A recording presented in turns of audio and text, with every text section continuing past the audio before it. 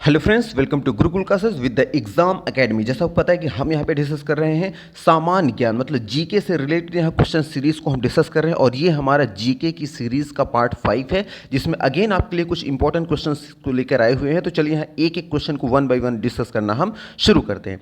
देखिए आज का हमारा पहला क्वेश्चन क्या कह रहा है कि अनुशीलन समिति किस प्रकार की समिति थी। तो जानते रहिएगा, अनुशीलन जो समिति थी ये जो थी एक क्रांतिकारी संगठन था और क्रांतिकारी संगठन की बात देखिए है ऑप्शन नंबर यहाँ पे डी में है, तो हमारे यहाँ पे डी नंबर यहाँ पे हम क्लिक कर देंगे। तो याद रखना है अनुशीलन समिति जो थी एक प्रकार की क्या थी, क्रांतिकारी संगठन था, ये आपको याद रखना है। हाँ, अगर यही क्वेश्चन आ जाए कि अनुशीलन समिति के संस्थापक कौन थे, तो जानते रहिए अनुशीलन समिति के जो संस्थापक थे वो थे सतीश चंद्र बसु। तो आपको याद रखना है कि अनुशीलन समिति का जो थी वो किस प्रकार की समिति थी। पहले तो ये क्रांतिकारी संगठन था और ये क्रांतिकारी जो संगठन था इसके संस्थापक कौन थे, तो इसके संस्थापक जो थे वो कौन थे, सतीश चंद्र बसु। ये भी आपको याद रखना है।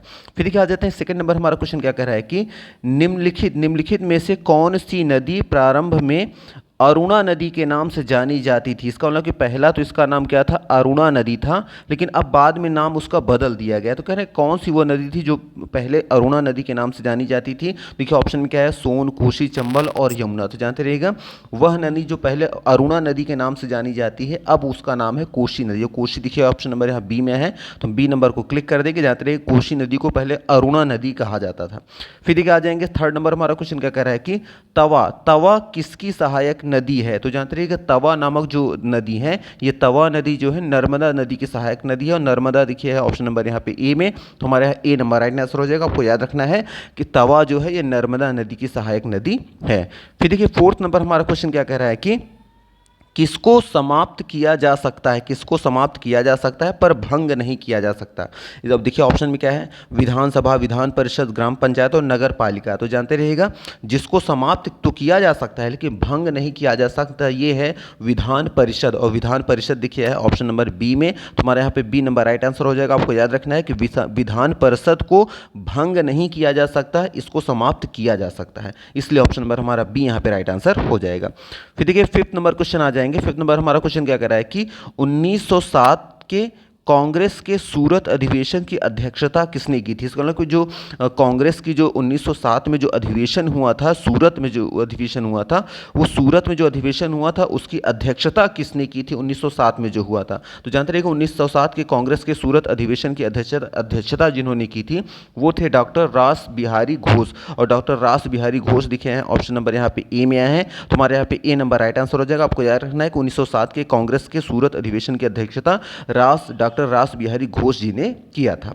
फिर देखिए आ जाएंगे सिक्स नंबर, हमारा क्वेश्चन क्या कह रहा है कि निम्नलिखित में से कौन सी नदी बंगाल का शोक कहलाती है। तो जानते रहिएगा बंगाल का शोक जिसे कहा जाता है वो है दामोदर नदी, और दामोदर देखिए है ऑप्शन नंबर यहाँ पे डी में, तो हम यहाँ पे डी नंबर पे क्लिक कर देंगे। आपको यह रखना है कि बंगाल का शोक दामोदर नदी को कहा जाता है।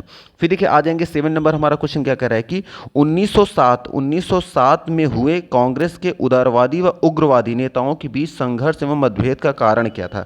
इसका मतलब कि जो 1907 में कांग्रेस का जो भी अधिवेशन हुआ रहा होगा वहां पे कुछ उदारवादी और उग्रवादी नेताओं के बीच में एक संघर्ष का मतभेद, एक मतभेद हो गया था, एक संघर्ष बीच में हो गई थी, तो वो मतभेद का कारण क्या था। देखिए ऑप्शन ए में आया है लोकमान्य तिलक का अपमान, ऑप्शन बी में है राष्ट्रीय कांग्रेस के अध्यक्ष का पद का चुनाव, ऑप्शन बी में सी में है बंग भंग विरोध आंदोलन की असफलता, या फिर ऑप्शन डी में है बंग भंग विरोध आंदोलन की कार्यवाही पर मतभेद। तो जानते रहिए इन चारों हमारा जो सही आंसर है वो है राष्ट्रीय कांग्रेस के अध्यक्ष पद का चुनाव को लेकर उनमें मतदान हो गया था, इसलिए यहाँ पे जो ऑप्शन हमारा बी नंबर है यहाँ पे हम राइट आंसर कर लेंगे। याद रखिएगा कि 1907 में हुई कांग्रेस के उदारवादी व उग्रवादी नेताओं के बीच संघर्ष एवं मतभेद का जो मुख्य कारण था वो था कि राष्ट्रीय कांग्रेस के अध्यक्ष पद का चुनाव। तो वो सब अपनी अपनी अलग अलग विचारधारा में थे, अलग अलग लोगों को सिलेक्ट करना चाहते थे, इसलिए इसी मुद्दे पर उनमें क्या था, संघर्ष हुआ था, ये याद रखिए।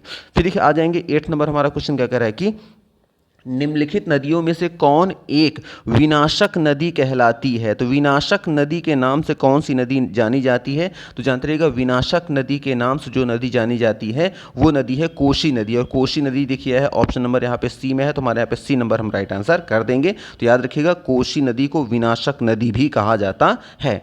फिर देखिए आ जाएंगे हम 9th नंबर, हमारा क्वेश्चन क्या कर रहा है कि राष्ट्रीय अंतर्देशीय नौवहन संस्थान अवस्थित है, तो ये कहाँ पे अवस्थित है। तो जानते रहिएगा जाएगा राष्ट्रीय अंतर्देशीय नौवहन संस्थान जो अवस्थित है वो है पटना में। और पटना देखिए ऑप्शन नंबर यहाँ पे ए में, तो हमारे यहाँ पे ए नंबर राइट आंसर हो जाएगा। आपको याद रखना है कि राष्ट्रीय अंतर्देशीय नौवहन संस्थान पटना में अवस्थित है।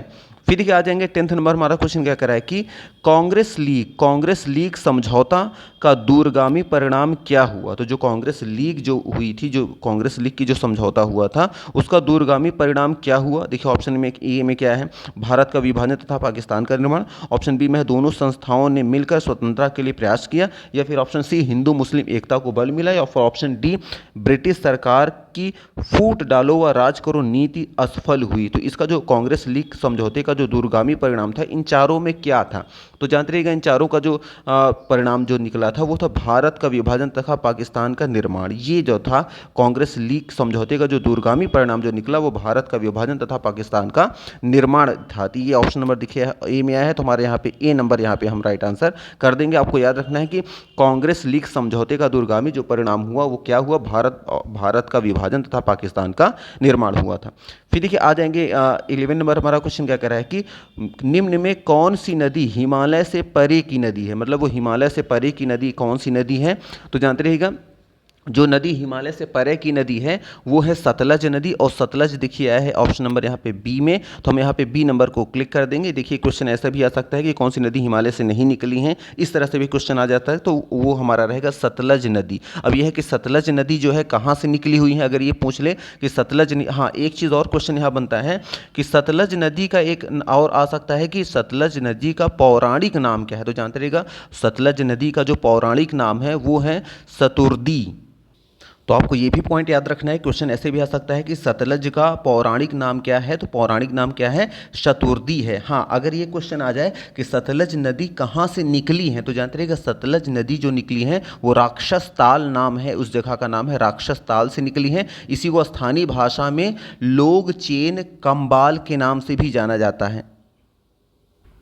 तो आपको ये भी पॉइंट याद रखना है कि जानते रहिएगा सतलज नदी जो है हिमालय से परे की नदी है, ये इनका पौराणिक नाम क्या है, शतुर्दी है। और अगर ये कहें कि कहाँ से निकली है तो आपको जैसे बताया गया कि ये राक्षस ताल से निकली हैं, जिसे स्थानीय नाम या स्थानीय भाषा में लोग चेन संबाव के नाम से भी जाना जाता है। तो मे भी ये क्लियर हो गया होगा आपको। आ जाते हैं हम देखिए नेक्स्ट क्वेश्चन में। हमारा नेक्स्ट क्वेश्चन कह रहा है कि निम्नलिखित में से कौन सा गुजरात का बंदरगाह कस्बा नहीं है। तो जानते रहिएगा इन चारों की बात कर, देखिए पहला क्या है आया है जामनगर, ओखा, पोरबंदर और वेरावल। तो जानते रहिएगा इन चारों की बात करें जो गुजरात का बंदरगाह का कस्बा नहीं है वो है option number A Jamnagar. Jamnagar जानते रहिएगा गुजरात का बंदरगाह का कस्बा नहीं है, इसलिए हम यहाँ पे ऑप्शन नंबर ए को यहाँ पे हम क्लिक कर देंगे। अच्छा थोड़ा कुछ और भी पॉइंट जान लेते हैं, जानते रहिएगा। अभी अगर ये रहे कि कौन कौन से बंदरगाह गुजरात में है तो उसका नाम भी जान लेते हैं। जानते रहिएगा गुजरात में जो बंदरगाह है वो है कांडला है, ओखा है, वेदी है, वेरावली है और सिक्का है और पोरबंदर है। ये सब क्या हैं, ये गुजरात के बंदरगाह हैं, जानते रहिएगा ये सभी मुख्य बंदरगाह हैं। और देखिए इसमें नाम जो पूछा गया था कौन सा कस्बा बंदरगाह का कस्बा नहीं है, तो वो जो है हमारा जामनगर, जामनगर नहीं है। और ओखा, पोरबंदर, वेरावल ये सभी क्या हैं, यहाँ वेरावल नहीं वेरावली होना चाहिए था। और यहाँ देखिए सभी यहाँ नाम दे दिए गए हैं मुख्य, यहाँ कांडला हो गया, ओखा हो गया, वेदी हो गया, वेरावली हो गया, सिक्का हो गया और पोरबंदर, ये मुख्य बंदरगाह हैं कहाँ के, गुजरात की, ये आप याद रखिएगा। फिर देखिए आ जाते हैं 30 नंबर हमारा क्वेश्चन क्या कह रहा है कि बंगाल विभाजन के पीछे ब्रिटिश सरकार का उद्देश्य क्या था। तो जानते रहिएगा बंगाल विभाजन के पीछे ब्रिटिश सरकार को जो मुख्य उद्देश्य था वो था बंगाल में बढ़ते हुए राष्ट्रवाद को दबाना। ये देखिए ऑप्शन है, ऑप्शन नंबर सी में है कि बंगाल में बढ़ते हुए राष्ट्रवाद को दबाना, इसलिए ऑप्शन नंबर यहाँ पे सी को हम क्लिक कर देंगे। याद रखिएगा क्योंकि बंगाल में सभी क्रांतिकारी इकट्ठा होकर वहीं से सारी चीज़ें प्लानिंग की जाती थी और ब्रिटिश सरकार पूरी तरह से घबरा गई थी, परेशान हो गई थी और वो चाह रही थी कि इन सबको अलग करने के लिए इसको अगर विभाजित कर दिया जाए तो सब लोग एकत्रित नहीं हो पाएंगे। तो इनके ये क्रियाकलापों से बचने के लिए यह कह रहे हैं इतने परेशान होकर उस जो भी राष्ट्रवाद की भावना जो हर जगह वहाँ से ही स्टार्ट हो रही थी, बंगाल से ही, इसलिए उन्होंने बंगाल को विभाजन करने का निर्णय ले लिया ब्रिटिश सरकार ने। तो बंगाल का विभाजन के पीछे जो ब्रिटिश सरकार का उद्देश्य था वो क्या था, बंगाल में बढ़ते हुए राष्ट्रवाद को दबाना, इसलिए ऑप्शन नंबर हमारा सी यहाँ पे हम क्लिक कर देंगे।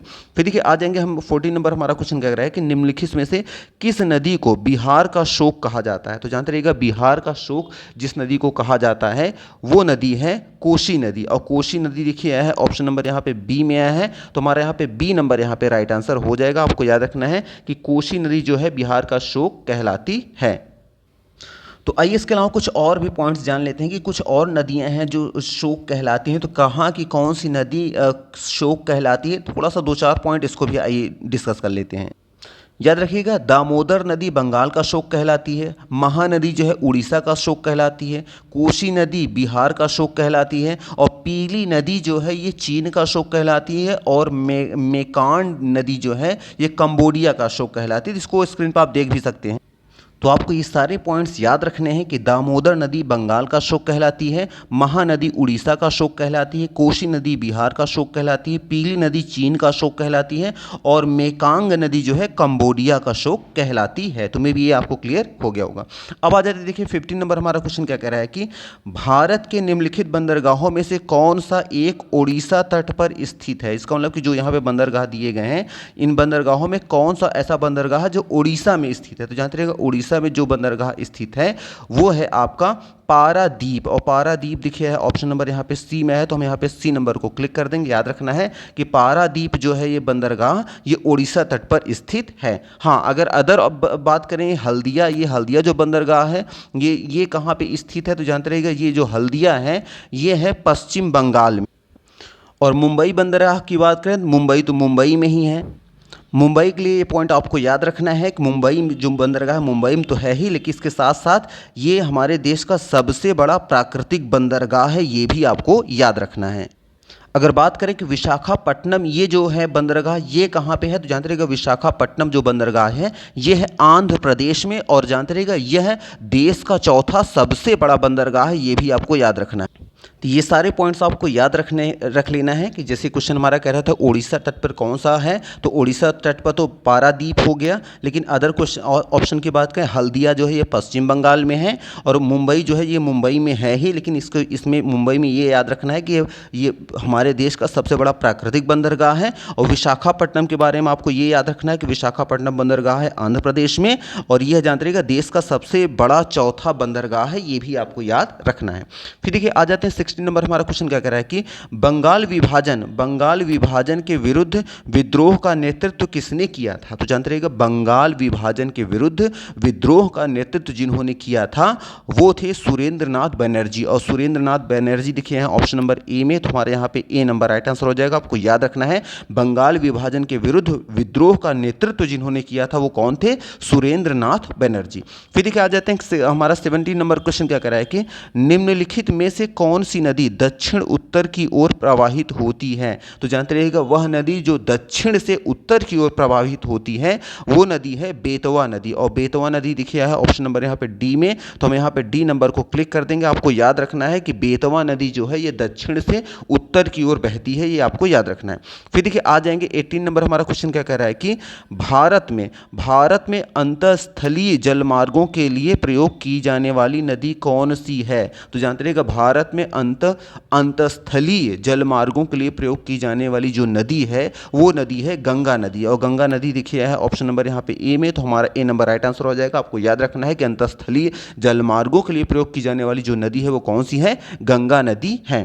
फिर देखिए आ जाते हैं नेक्स्ट नंबर हमारा क्वेश्चन क्या कह रहा है कि स्वदेशी आंदोलन जो हुआ था, कह रहे हैं ये शुरुआत क्यों किया गया, क्यों हुआ, इसके पीछे का कारण क्या था? तो स्वदेशी आंदोलन की शुरुआत किया गया तो किस लिए किया गया, किसके फलस्वरूप किया गया? तो देखिए ऑप्शन ए में है बंगाल विभाजन के विरोध के रूप में किया गया था स्वदेशी आंदोलन की शुरुआत, या फिर भारतीय माल के उपयोग को प्रोत्साहित करने के लिए किया गया था, या फिर जलियांवाला बाग में भारतीयों की हत्या हो गई थी उसके विरोध में स्वदेशी आंदोलन किया गया था, या फिर ऑप्शन नंबर डी में है भारत में उत्तरदायी सरकार बन सकने में ब्रिटिश सरकार की असफलता के कारण की वजह से स्वदेशी आंदोलन शुरू हुआ। तो जानते रहिएगा स्वदेशी आंदोलन शुरू होने का जो मुख्य कारण था वो था बंगाल विभाजन का विरोध के रूप में ये शुरू किया गया था। और बंगाल विभाजन की बात देखिए है ऑप्शन नंबर यहाँ पे ए में, तो हमारे यहाँ पे ए नंबर राइट आंसर हो जाएगा। आपको याद रखना है कि स्वदेशी आंदोलन की जो शुरुआत होने का जो मुख्य कारण था वो था बंगाल विभाजन का विरोध करने के लिए ये किया गया था, इसलिए ऑप्शन नंबर हमारा ए यहाँ पे राइट आंसर हो जाएगा।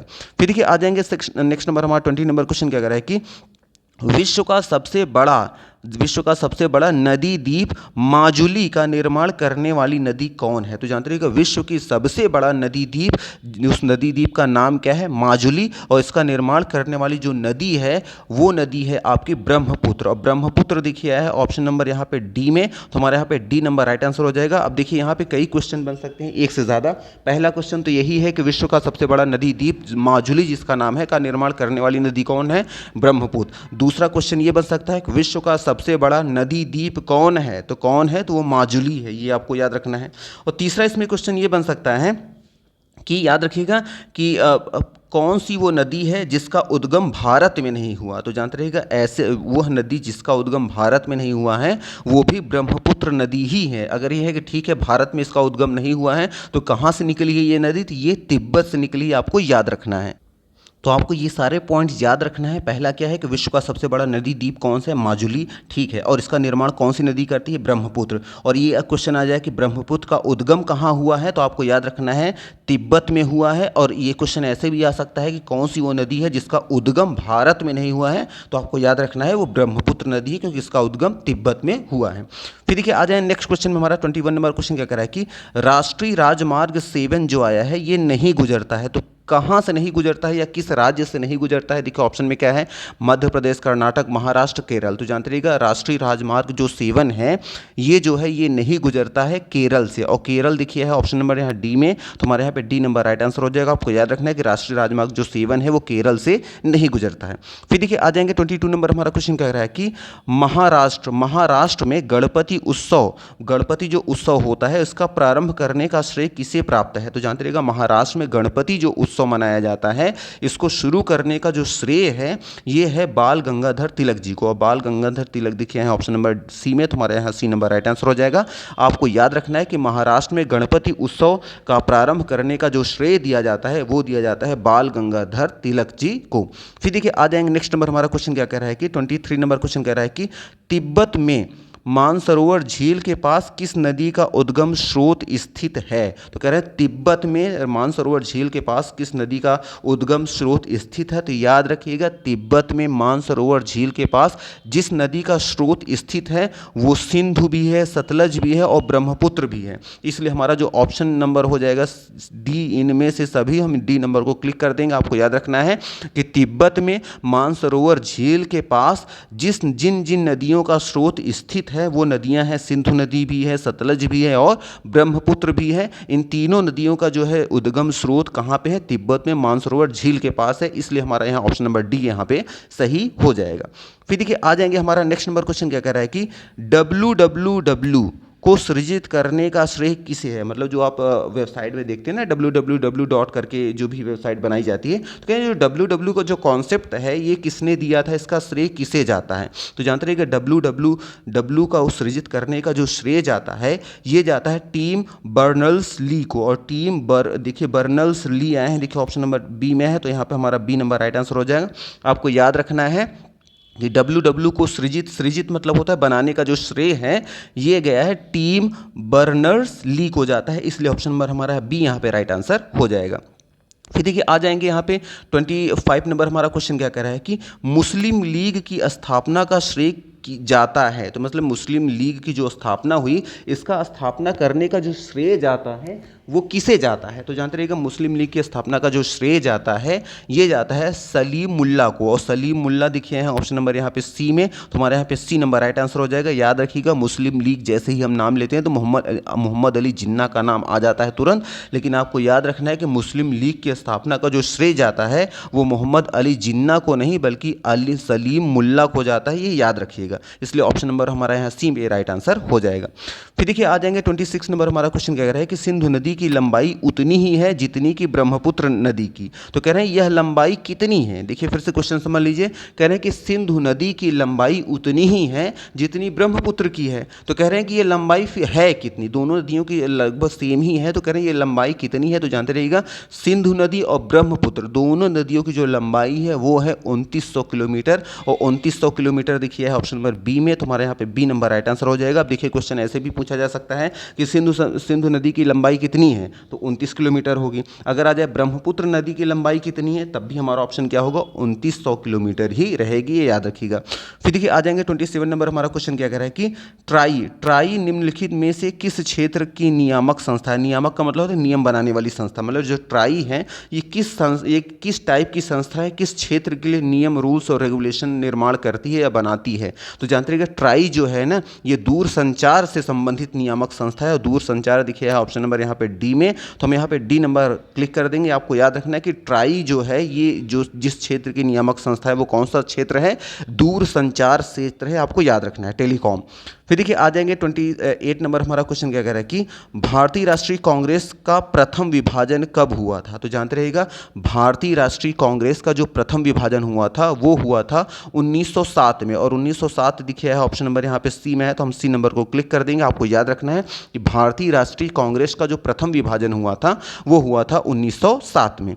फिर देखिए आ जाए नेक्स्ट नंबर, हमारा क्वेश्चन क्या कह रहा है कि 29 नंबर क्वेश्चन कह रहा है कि तिब्बत में बहने वाली नदी जिसका क्या कहते हैं, सांगपो कहते हैं, कह रहे निम्नलिखित में से किससे होकर भारत में प्रवेश करती है। इसका मतलब कि बहती तो ये नदी तिब्बत में है, लेकिन भारत में जब ये प्रवेश करती है तो किस राज्य से होकर ये भारत में प्रवेश करती है। तो जानते रहिएगा तिब्बत में बहने वाली नदी जिसका नाम क्या है, सांगपो है, ये याद रखिएगा ये अरुणाचल प्रदेश से होते हुए भारत में प्रवेश करती है। और अरुणाचल प्रदेश की बात देखिए है ऑप्शन नंबर सी में, तो हमारे यहाँ पे सी नंबर राइट आंसर हो जाएगा। आपको याद रखना है कि तिब्बत में बहने वाली नदी जिसका नाम क्या है, सांगपो है, ये अरुणाचल प्रदेश से होकर भारत में प्रवेश करती है।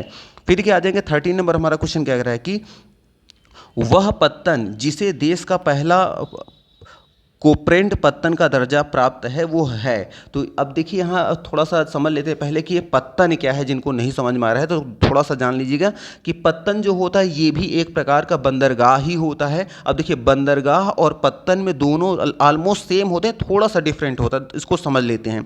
देखिए पहले समझ लेते हैं बंदरगाह क्या होता है, पत्तन, दोनों में डिफरेंस समझ लेते हैं। तो जानते रहिएगा बंदरगाह जो होते हैं ये प्राकृतिक होते हैं, और पत्तन जो होता है ये मानव निर्मित होते हैं, मतलब जहाँ जहाज आके रुकती है जो प्राकृतिक रूप से है, गहराई है जहाँ जहाज आके रुकते हैं उसको बंदरगाह बोलते हैं, लेकिन मानव निर्मित जो होता है उसे हम बोलते हैं पत्तन बोलते हैं। दूसरा डिफरेंट क्या है कि जो बंदरगाह होता है ये प्राकृतिक तो होता है लेकिन इसमें गहराई बहुत ज़्यादा होती है, और जो मानव निर्मित होता है उसे पत्तन कहते हैं, और इसकी जो जल की गहराई होती है वो सीमित होती है, बहुत ज़्यादा नहीं होती है। तीसरा डिफरेंट क्या है कि जो बंदरगाह होता है तो प्राकृतिक होता है, जल की गहराई होती है, साथ ही साथ जहाज यहाँ कई दिनों तक सुरक्षित खड़े हो सकते हैं, रुक सकते हैं। लेकिन पत्तन की बात करें तो ये मानव निर्मित होते हैं, जल की गहराई भी कम होती है, और जहाज इसमें आते जाते रहते हैं, यहाँ रुकते नहीं है। बस ये डिफरेंट होता है बंदरगाह और पत्तन में। तो अब ये क्वेश्चन कह रहा है कि वह पत्तन जिसे देश का पहला कोप्रेंट पत्तन का दर्जा प्राप्त है वह है, तो वो कौन सा है। तो जानते रहिएगा वो पत्तन है आपका एनोर पत्तन, और एनोर पत्तन दिखे ऑप्शन नंबर यहाँ पे डी में आया है, तो हमारे यहाँ पे डी नंबर राइट आंसर हो जाएगा। आपको याद रखना है कि वह पत्तन जिससे देश का पहला कोप्रेंट पत्तन का दर्जा प्राप्त है वह है एनोर पत्तन। फिर देखिए आ जाएंगे नेक्स्ट नंबर, हमारा क्वेश्चन क्या कह रहा है, 31 क्वेश्चन कह रहा है कि लंदन में 13 मार्च को सर माइकल ओ डायर को गोली मारा गया, तो किसने मारा था। तो लंदन में 13 मार्च को सर माइकल ओ डायर को गोली मारा गया। तो क्वेश्चन ये कह रहा है कि लंदन में जाकर 13 मार्च को सर माइकल ओ डायर को किसने गोली मारी थी यहाँ से जाकर। तो जानते रहिएगा जिन्होंने उनको गोली मारी थी वो थे ऊधम सिंह, और ऊधम सिंह देखिए है ऑप्शन नंबर यहाँ पे डी में, तो हमारे यहाँ पे डी नंबर राइट आंसर हो जाएगा। आपको याद रखना है कि लंदन में जाकर 13 मार्च को सर माइकल ओ डायर जो कि अंग्रेज थे उनको गोली जिसने मारा था वो कौन थे, ऊधम सिंह थे, ये आपको याद रखना है। नेक्स्ट नंबर क्वेश्चन में आ जाते हैं। देखिए 32 नंबर हमारा क्वेश्चन कर रहा है कि निम्नलिखित में से कौन सी नदी का उद्गम भारत में नहीं है। तो अभी आपको बताया गया था, इससे पहले हम डिस्कस कर चुके हैं। तो वह नदी जिसका उद्गम भारत में नहीं है वो कौन सी है, ब्रह्मपुत्र नदी है। और इसका उद्गम फिर कहाँ है, आपको बताया गया था इसका उद्गम जो है वो कहाँ पे है, वो है तिब्बत में, ये आपको बताया गया था। तो तिब्बत में इसका क्या है, उद्गम स्थान इसका भारत में नहीं है, इसलिए ऑप्शन नंबर हमारा यहाँ पे सी राइट आंसर हो जाएगा। फिर देखिए आ जाएंगे 33 नंबर, हमारा क्वेश्चन क्या कह रहा है कि दक्षिण एशिया का सबसे बड़ा माल भारक पत्तन है। तो माल भारक पत्तन जो है ये पतन नहीं होगा, पत्तन होगा, याद रखिएगा। तो दक्षिण एशिया का सबसे बड़ा जो माल भारक जो पत्तन है वो जानते रहिएगा वो है आपका मुंबई, और मुंबई देखिए है ऑप्शन नंबर सी में, तो हमारा यहाँ पे सी नंबर यहाँ पे राइट आंसर हो जाएगा। अब नेक्स्ट नंबर क्वेश्चन में आ जाते हैं। देखिए 34 नंबर हमारा क्वेश्चन क्या कह रहा है कि अल हिलाल समाचार पत्र किसके द्वारा राष्ट्रीय प्रचार के लिए शुरू किया गया था। तो जानते रहिएगा अल हिलाल समाचार पत्र जो प्रकाशित किया जा रहा था और इसका उद्देश्य क्या था, राष्ट्रीयता भावना को जगाने के लिए इसको प्रचार किया जा रहा था। तो जानते रहिएगा अल हिलाल समाचार जिनके द्वारा राष्ट्रीयता के प्रचार के लिए शुरू किया गया था वो थे, याद रखिएगा, अबुल कलाम आज़ाद। और अबुल कलाम आज़ाद देखिए हैं ऑप्शन नंबर यहाँ पे सी में, तो हमारे यहाँ पे सी नंबर राइट आंसर हो जाएगा। आपको याद रखना है कि अल हिलाल समाचार पत्र अबुल कलाम आज़ाद द्वारा राष्ट्रीयता के प्रचार के लिए शुरू किया गया था, ये याद रखिएगा। इसलिए ऑप्शन नंबर हमारा सी यहाँ पे राइट आंसर हो जाएगा। फिर देखिए आ जाएंगे 35 नंबर हमारा क्वेश्चन क्या कह रहा है कि गंगा और ब्रह्मपुत्र नदियों का उद्गम स्थान क्रमशः स्थित है। तो गंगा और ब्रह्मपुत्र दोनों नदियों का जो उद्गम स्थान है वो कहाँ है। देखो ऑप्शन में दो दिया गया है। ऑप्शन देखिए नेपाल और तिब्बत में, ऑप्शन बी में है तिब्बत और सिक्किम में, ऑप्शन सी में है उत्तर प्रदेश तथा तिब्बत में, और ऑप्शन डी में है उत्तराखंड और तिब्बत में। तो जानते रहिए गंगा और ब्रह्मपुत्र नदियों का जो उद्गम स्थान है वो याद रखिएगा वो है उत्तराखंड और तिब्बत में। तो इसका मतलब गंगा जो है उत्तराखंड से निकली है और ब्रह्मपुत्र जो है वो कहाँ से निकली है, तिब्बत में निकली है। इसलिए हमारा ऑप्शन नंबर जो डी होगा, हम यहाँ पे डी नंबर को क्लिक कर देंगे, हमारा जो राइट आंसर हो जाएगा वो हो जाएगा ऑप्शन नंबर डी। फिर देखिए आ जाएंगे 36 नंबर हमारा क्वेश्चन क्या कह रहा है कि पारादीप बंदरगाह कहाँ है। तो जानते रहिएगा पारादीप नामक जो बंदरगाह है जानते रहिएगा ये है उड़ीसा में, और उड़ीसा देखिए आया है ऑप्शन नंबर यहाँ पे बी में, तो हमारा यहाँ बी नंबर राइट आंसर हो जाएगा। आपको याद रखना है कि पारादीप नामक बंदरगाह जो है वो उड़ीसा में है। फिर देखिए आ जाएगा नेक्स्ट नंबर हमारा क्वेश्चन क्या कह रहा है कि किस गवर्नर जनरल ने 1911 में भारत की राजधानी कोलकाता से दिल्ली स्थानांतरित करने की घोषणा की थी। तो जानते रहिएगा जिस गवर्नर जनरल ने 1911 में भारत की राजधानी कोलकाता से दिल्ली स्थानांतरित करने की घोषणा की थी वो था लॉर्ड हॉर्डिंग्स। और लॉर्ड हॉर्डिंग्स देखिए है ऑप्शन नंबर यहाँ पे सी में है, तो हमारे यहाँ सी नंबर राइट आंसर हो जाएगा। आपको याद रखना है कि लॉर्ड हॉर्डिंग्स ने गवर्नर जनरल जो थे ये 1911 में भारत की राजधानी कोलकाता से दिल्ली स्थानांतरित करने की इन्होंने घोषणा की थी। फिर देखिए आ जाएंगे हमारा 38 नंबर क्वेश्चन क्या कह रहा है कि सुंदरवन का डेल्टा कौन सी नदी बनाती है। तो जानते रहिएगा सुंदरवन का डेल्टा जो नदी बनाती है वो नदी है गंगा और ब्रह्मपुत्र नदी। ये दोनों ही नदियाँ सुंदरवन का डेल्टा बनाती हैं और गंगा ब्रह्मपुत्र की बात देखिए ऑप्शन नंबर सी में आया है यहाँ पे, इसलिए हमारे यहाँ पे सी नंबर राइट आंसर हो जाएगा। आपको याद रखना है कि सुंदरवन का डेल्टा गंगा और ब्रह्मपुत्र दोनों ही नदियाँ बनाती है, इसलिए हमारा ऑप्शन नंबर यहाँ पे सी राइट आंसर हो जाएगा। फिर देखिए 39 नंबर हमारा क्वेश्चन क्या कह रहा है कि कोझीकोड बंदरगाह कहाँ स्थित है। तो जानते रहिएगा कोझीकोड जो बंदरगाह जो है ये स्थित है केरल में, और केरल देखिए है ऑप्शन नंबर यहाँ पे बी में, तो हमारे यहाँ पे बी नंबर राइट आंसर हो जाएगा। आपको याद रखना है कि कोझीकोड बंदरगाह जो है वो केरल में स्थित है। फिर देखिए आ जाएंगे यहाँ पे 14 नंबर और हमारा आज का ये लास्ट क्वेश्चन है। क्वेश्चन क्या है, अनुशीलन समिति संबंध है। तो अनुशीलन समिति जो है ये किससे संबंधित है। तो याद रखिएगा अनुशीलन जो समिति है ये संबंधित है वीडी सावरकर से, और वीडी सावरकर देखिए यहाँ ऑप्शन नंबर यहाँ पे ए में, तुम्हारा ए नंबर राइट आंसर हो जाएगा। और अनुशीलन समिति का संबंध न तो भगत सिंह जी से है, मतलब भगत सिंह जी से है, न तो चंद्रशेखर आजाद जी से है, न तो दादा भाई नौरोजी से ही है, इसलिए हमारा ऑप्शन नंबर जो डी है ए है सॉरी वीडी सावरकर, इनका संबंध अनुशीलन समिति से है, इतना याद रखिएगा। आपको बताया गया था अनुशीलन समिति के संस्थापक कौन है, तो आपको जैसा पहले ही बताया गया है कि अनुशीलन समिति के जो संस्थापक हैं वो कौन हैं, वो हैं सतीश चंद्र बसु। तो सतीश चंद्र बसु जो हैं ये कौन है, ये हैं इसके संस्थापक हैं। याद आपको रखना है कि ये कौन है, ये हैं संस्थापक। किसके संस्थापक हैं, ये संस्थापक हैं अनुशीलन समिति से संबंधित, इतना याद रखिएगा। तो मे भी आपको यहाँ पे क्लियर हो गया होगा जो भी हमने यहाँ पे 14 यहाँ पे क्वेश्चन लिए हैं। अगर सारी क्लियर हो रही है तो प्लीज़ वीडियो को लाइक करना और चैनल को सब्सक्राइब करना न भूलें, क्योंकि हम आपके लिए ऐसे वीडियो लाते रहेंगे। तो चलिए आज के इतने रखते हैं। Thank you very much for watching this video. Thank you.